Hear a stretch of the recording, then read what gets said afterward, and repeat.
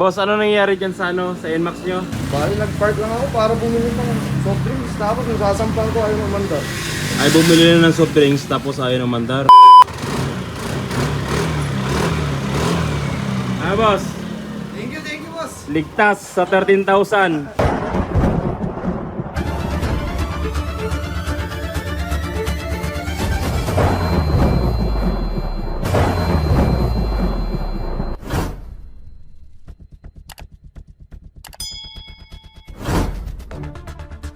So heto na yung motor ni boss mga katropa na galing sa San Carlos, dinala sa atin para ipa-check kung ano ba talaga yung problema. Kung makapansin nyo, yung kanyang motor mayroong check engine na nakalagay. So kapag nang check engine yan, ibig sabihin meron talagang problema yung kanyang wiring or may problema yung kanyang ECU. Pero bago natin i-troubleshoot, tignan muna natin kung ano yung sistema o ano yung kondisyon ng motor ni boss. I-push button natin.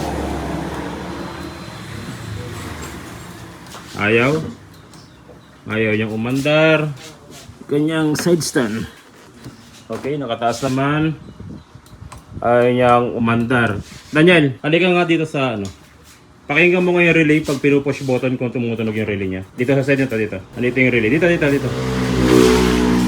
Push button ko ha. Pakinggan mo kung meron ha. Meron, boss.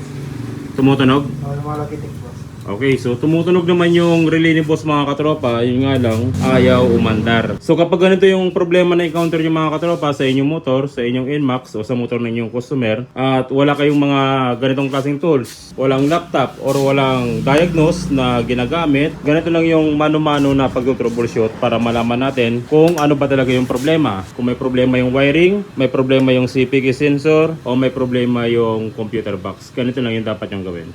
I-check muna natin yung possible na problema, yung mga basic lang. So aalisin natin to dahil hahanapin natin yung socket na galing ng stator. May makikita kayong socket dito. Karaniwan dyan, sunog lang yung socket. Yun yung tinatawag nating error 12. Kung walang sunog dito sa socket, meron pa tayong isang titignan dito na socket. Yung papunta naman dito sa computer box, minsan nasusunog din yun. So heto na mga katropa yung socket ng stator ni boss. Dito natin makikita yung socket ng ating stator. Tapos ang gagawin natin dito, pag nakita nyo yung socket ng stator, i-unplug nyo yung socket at titignan natin kung may sunog. Yan, may sunog? Wala. Yung isa. Wala. Dito tayo sa taas. Pag walang sunog to mga katropa, dito tayo sa taas lilipat. Pero kadalasan ang sunog dito sa baba. Kung sakaling may sunog, meron naman tayong tinatawag na error 12 prevention o yung tinatawag nating AdPro. Pwede kayong gumamit nun or pwede nyo nang i-direct. Pero para sa akin, mas okay yung direct. Walang abala kasi yung AdPro minsan kapag kinalawang or kapag uminit na, ginagamit natin yung motor at uminit yung dugtungan ng AdPro, nagkakaroon din ng loss connection. Nagkakaroon din ng error 12. May sunog? Malinis din. Walang sunog. Dito sa baba, wala ring sunog na nakita. Malinis. So, ang ibig sabihin niyan, walang problema doon sa kanyang mga socket. Ang susunod na gagawin natin, ite-test light naman natin itong tatlong wire na galing ng stator. Gamit yung test light clip natin, ilagay natin sa ground ng ating battery sa negative or pwede rin kayong kumuha ng negative dito sa body ground ng ating motor, tapos i-test light natin tong positive, i-check natin kung gumagana yung ating test light. Okay, so i-test light natin to mga katropa, yung tatlong wire na to. Dapat kapag tinest light natin yan, hindi umilaw yung ating test light. Kapag umilaw yung ating test light, ang ibig sabihin yan, may problema na yung ating computer box. I-on natin yung knob natin, tapos naka-on yung ating dashboard. Subukan natin i-test light itong red white. Nako, umilaw. Yung gitna, yung red blue, umilaw. At yung dulo, yung red yellow, umilaw.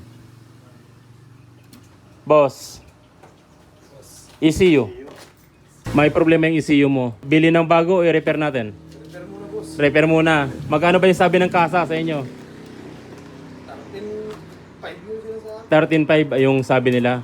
Kumpirmado, umilaw yung tatlong wire na ito. Huwag na kayong mag-abalang mag-check pa ng kahit anong wiring dahil 100% may problema yung kanyang ECU. Ngayon kung may problema yung ECU, syempre dalawa lang yung kalalabasan niyan, bibili ng bago or i-repair. Dapat marunong din kayo mag-repair nito para may option yung customer na kung sakaling walang budget, bigla ang nasira yung ganitong klaseng piyesa, at least magagawa nyo sa inyong shop. So paano ba mag-repair ng ECU? Ganito lang yung gagawin natin. So ito yung ECU ni boss mga katropa. Sa likod ng ECU, mayroon dalawang tornilyo dito para matanggal natin itong pinaka module ng ating ECU. So dito sa ECU, ang gagawin natin, magsusukat lang tayo dito ng 80 mm. So sa caliper, hanapin yung 80 mm, isukat natin dito mula sa gilid. Sukat natin dyan, tapos guhitan natin.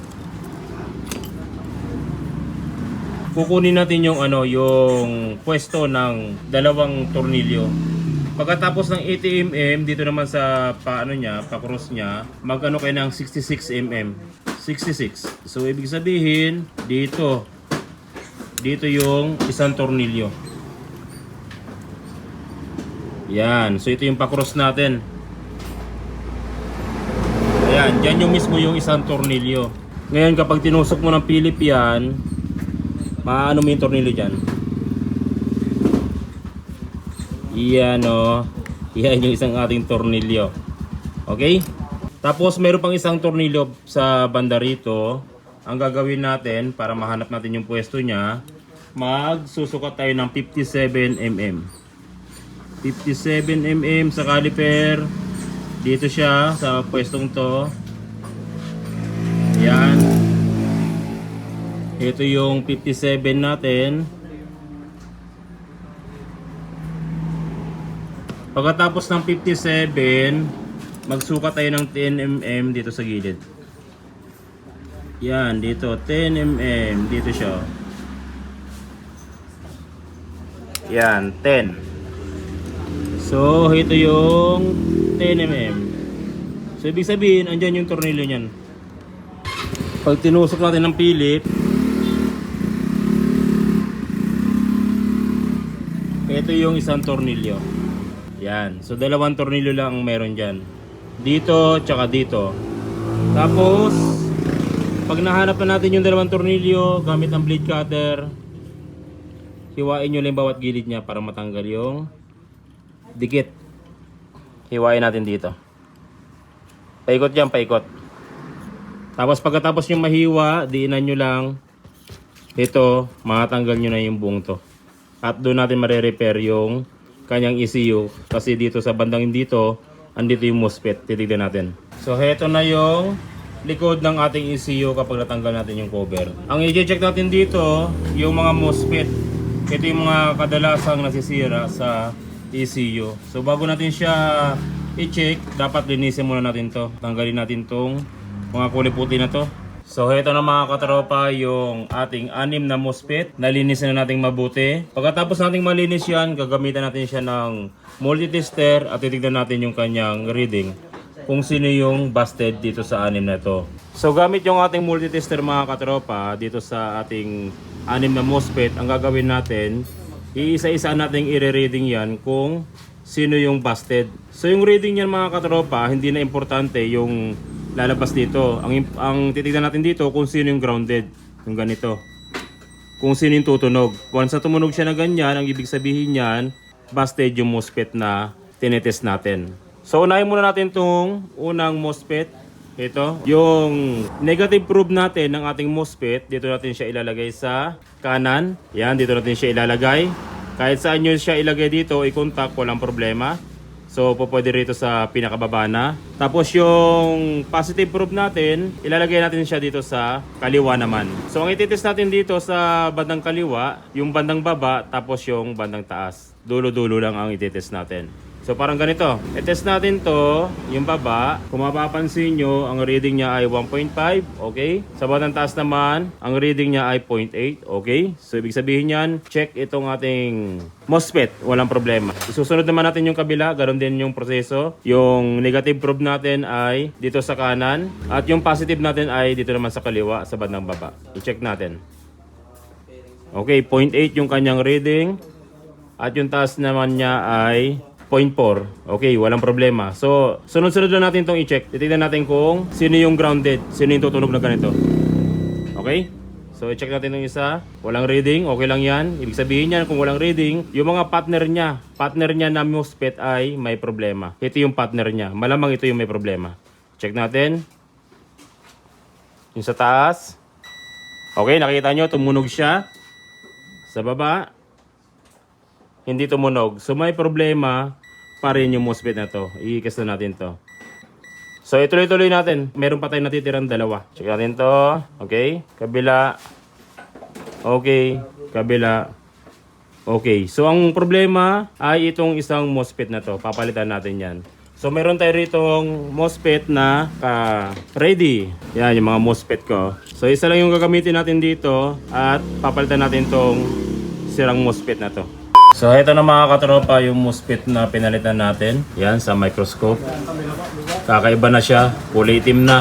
Dahil aftermarket na to na MOSFET yung nilagay natin. So yun lang yung problema ng ECU ni boss mga katropa. Grounded yung isang MOSFET. Pero minsan makaka-encounter kayo na may MOSFET na grounded. Pag nagpalit kayo, pumuputok uli yung ating MOSFET. Ang ibig sabihin nun, mayroong grounded sa ECU. Minsan ay yun yung pinakamahirap na gawin kapag nagre-repair tayo ng ECU. Katulad nito, meron ditong isang ECU na pinadala sa atin. Grounded siya. Nakailang beses na akong nagpalit ng MOSFET dito, pumuputok palagi. So kapag grounded, yun yung pinakamahirap kasi limitado lang naman yung ating pyesa para ma-repair yung ganitong klaseng problema. Kasi minsan nagkakaroon ng grounded dito sa tatlong to. So bago ang lahat mga katropa, bigyan ko lang kayo ng idea kung saan nire-repair yung part ng ECU kapag mayroong error. Itong part na ito, yung 6 na MOSFET na ito yung tinatawag nating error 12. Pag mayroong error 12 dun sa motor nyo, dito kayo magpo-focus sa 6 na MOSFET. Tapos itong grupo na ito rin yung part ng error 12. Kung sakaling walang sira ang MOSFET at mayroong error 12, dito nyo hanapin. May grounded yung mga diode. At yung kanyang mga resistor, capacitor, may grounded. Hanapin nyo dyan. Bukod dito, kung walang problema rito at nag-error 12 pa rin, dito sa likod, meron tayong isang grupo na naman dito. Itong part na ito, dito rin yung error 12. Mayroong grounded na diode. Hahanapin nyo, maraming diode dito sa grupo na ito, or minsan ito. Pag ito na may problema, wala na tayong magagawa, kundi pumanap tayo ng second hand na ECU, tapos pagkakahuyan na lang natin para mabuo natin. Pero pag ito may problema, talagang game over na. Wala tayong mahanap. Tapos kung error 46, ito, kapag charger ang usapan, itong dalawang to. At yung BBA, ito. Tapos sa kabila naman, kapag hindi gumagana yung ating fuel pump, ito papalitan natin. At kung ignition naman, walang kuryente, ito yung papalitan natin. Pagkatapos nating mapalitan yung MOSFET na grounded, subukan na nating isalpak doon sa motor ni boss kung gagana na. So ito na mga katropa yung ating ECU na ni-repair. At nailagay na natin yung kanyang mga socket. Ngayon, subukan natin siya. Kung kanina, nung tineslate natin yung ating tatlong wire ng galing ng stator, ngayon iti-test natin uli siya. So, nakalagay pa rin sa negative supply yung ating test light clip. Dahil kanina, nung sinusin natin, umilaw yung ating tatlong wire. Ngayon, subukan natin. Dapat hindi umilaw. Red, white. Okay, hindi na umilaw. Tapos yung red, blue. Subukan natin. Wala na ring ilaw. At yung red yellow, wala na ring ilaw. So ibig sabihin niya mga katropa, good yung ating ginawang MOSFET. At ibig sabihin niyan ay wala nang grounded doon sa ating ECU dahil hindi na umiilaw itong tatlong wire ng ating stator. So pagkatapos nating ma-test light, subukan natin siyang paandarin kung aandar na. Naka-check engine pa rin siya pero pwede naman natin siyang burahin sa diagnostic tools. Pag umandar na, patayin ulit natin. Isusi. Tapos paandarin natin. Yun o. Boss! It's alive now! Alright. Pero naka traction control. I-off natin yung traction control niya. Boss? Thank you boss. Ligtas sa 13,000. Umuusok yung ano ni boss, yung tambucho, mukhang marami na siya nakain na gasolina. Pero ganun pa man mga katropa, it's alive! Thank you. So yun ang mga katropa, maraming salamat sa walang sabang pagsuporta sa ating channel. Sana tuwing nanonood kayo ng ating video, marami kayo natutunan, nagagamit nyo sa inyong panganap buhay o sa inyong pag-DIY. Maraming salamat mga katropa. God bless at ingat palagi sa pag-wiring.